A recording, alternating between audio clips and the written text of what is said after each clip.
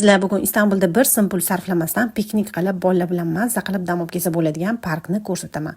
Uydan choy, ko'filarimizni damlab olib yo'lga tushdik. 23-aprel Turkiyada bolajonlar bayrami. Biz ham dugonam bilan birga shu Botanический bog'ga keldik. Bayram bo'lgani uchun parkda juda ham odam ko'p edi.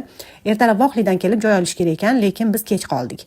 Baxtimizga joy topildi. Parkda bolalarga qumli joy, attraksionlar va hayvonlar bor.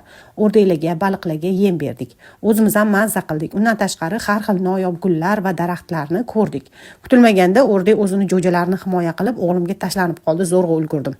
Xullas, park Istanbulning Osiyo qismida joylashgan bo'lib, ismi Nezahat Gökyiğit botanik bog'chasi. Bizga juda ham yoqdi. Sizlar ham quyoshli kunlarda kelishinglarni tavsiya qilaman. Kunlar isishi bilan Istanbul ahli shunaqa soya salqin joylarga piknikka chiqishni yaxshi ko'rishadi. Ba'zi parklarda mangal pishiradigan maxsus joylari ham bo'ladi va bu juda ham qulay. Agar mashinada keladigan bo'lsangiz, kirishda o'toparki bor. Aytgancha parkka kirish bepul. Berilgan ma'lumotda sizga foydali bo'lgan bo'lsa, yurechani bosib qo'ying. Rahmat.